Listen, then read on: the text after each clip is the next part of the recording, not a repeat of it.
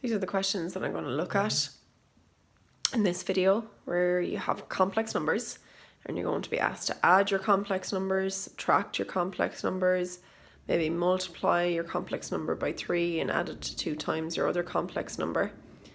So again, question 2, adding, subtracting your complex numbers, same with this one, okay? So you can go to that page in your book, exercise 8.3, or you can just come back to the start of the video if you want to know what I'm adding. So we have Z1 is equal to 7 plus 5i, and Z2, this other complex number, is 2 plus I. What do they want me to do in the first one? They want me to add Z1, well there's Z1, and they want me to add it to Z2. Oh well, there is Z2. Well, you've been adding 2 and 7 since you were in primary school, you know that's 9. And then just like, you know, you 5 times I and another one of them. Well, that's just the same as like primary or first year when you were adding in your algebra. If you have 5x plus a 1x, so it just means that we have this unknown number here, then you have 6x or 6i in this situation. They might ask me to plot that on my Argand diagram. I get my ruler out, I go to 9, I go to 6i, and there's where I plot my number. And I would just say, oh, that's Z1 plus Z2.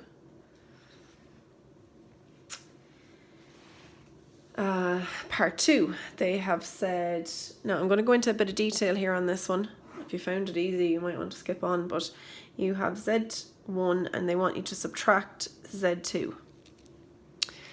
So just before I do this, I just want to talk to you about, you know, if people owe me money.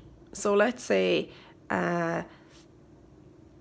Mary owes me some money.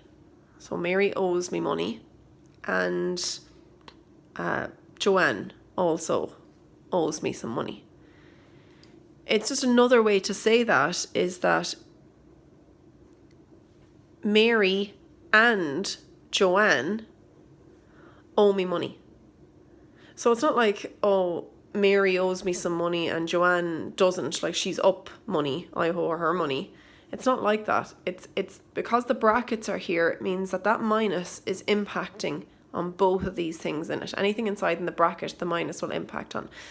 So Mary is impacted by that minus. So she owes me money and Joanne owes me money.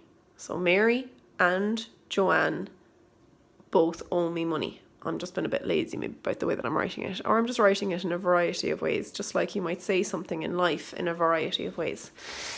So if we have Z1 and we subtract Z2,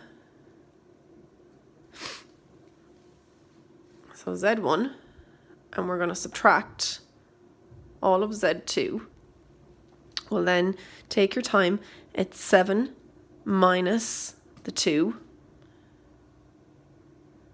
Well, I suppose I can just do that in my head really. I was going to write down 7 minus 2, which is 5. And then we have a 5i, and we want to subtract this plus I. So what happens when we have a 5i and we want to subtract this plus I? Well, a plus and a minus. So if you have 5i and you lose an I, well then you have got 4i. So I hope that explains it okay. The next one is a 3z, 3 times z1 plus 2 times z2. So 3 times z1 plus 2 times z2. You can use your BIMDAS here if you want. Try and do what's in the brackets first. If you can't, you know, see if there's any indices, see if there's any multiplication or division, then see if there's any addition, subtraction. So first thing that I can see in my BIMDAS rule is that I can do is my multiplication. That's 21 plus 15i. And there's a bit more multiplication here, plus 4 plus 2i. No division, any addition or subtraction. Yes, there is. 21 and 4 is 25. And a 15i and a 2i is a plus 17i. And again, they They could ask you to plot that on your Argand diagram, just to see if you know where that number is. And 2z1 minus 3 times z2. Remember that minus is going to, you're subtracting everything after the minus, just like we did back up here. So that's 2 times z1. 7 plus 5i minus 3 times z2. So again, just work this out. I have 14 plus 10i, and then that minus and 3 I'm going to multiply in, so that minus is going to impact everything here. So that's minus 6 minus 3i. So that gives me 8 plus 7i. And again, you can plot it if you want. Question 2. I'm going to go maybe a little bit faster with these now. You can obviously slow it down if you want. Question 2, they tell me Z1 this time is a different complex number. It's that. And Z2 is also different to what it was in the previous question. It's that number. They want me to add Z1 and Z2. So that's 3 minus 2i. And I want to add 2 plus 4i. That gives me 5 plus 2i. They want me to, so that was Z1 plus Z2. They want me to subtract Z1 and Z2. So again, be careful with that minus, so that we have 3 minus 2i, and they want me to subtract everything after it. So that minus is going to impact. So I have 3 minus 2, which is a 1, and I have a minus 2i minus a plus 4i. So minus 2i minus 4i is minus 6i.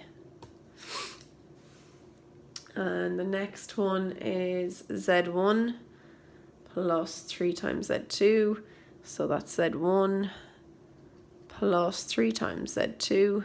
Again, follow my BIMDAS rule. This is the first thing I can see that I can do, which gives me 6 plus 12i. And then any addition or subtraction left? Yes, there is. And a minus 2i plus a 12i gives me a plus 10i. Last one on this one is 2z1 minus 5 times z2. So that's 2 times z1 minus 5 times z2, which gives me 6 minus 4i minus 10, minus 20i. I'm up 6, but I lose 10. That means I'm down 4. I'm down 4i, and I lose another 24 or 20 of them. I'm down 24i. Again, you might have to plot that. And question 3, they told me Z1 in this situation is minus 1 plus 2i, so it's a different complex number again, and Z2 is 2 plus 3i. Part 1, they're asking me to do 2z1 plus z2, so 2 times z1 plus z2 is minus 2 minus 4i plus 2 plus 3i, so I'm just working out that bracket. Minus 2 plus 2, they actually give me 0, and a minus 4i plus 3i just gives me a minus 1i, or a minus i. You can put in your 0 if you want. 2z1 minus z2. Again, be careful of that minus. So 2 times z1 minus z2 this time. Again, I'm just going to work this out.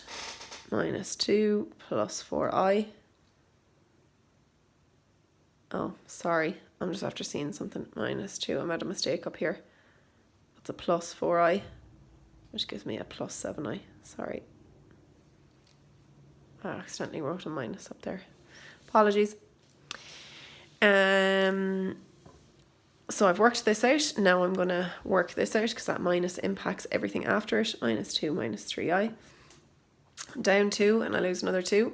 Down 4. You can always put that into your calculator. I'm up 4i and I lose 3i. I still have 1i left. And part 3 is 2z2 minus 3z1. So that's 2 times z2 minus 3 times z1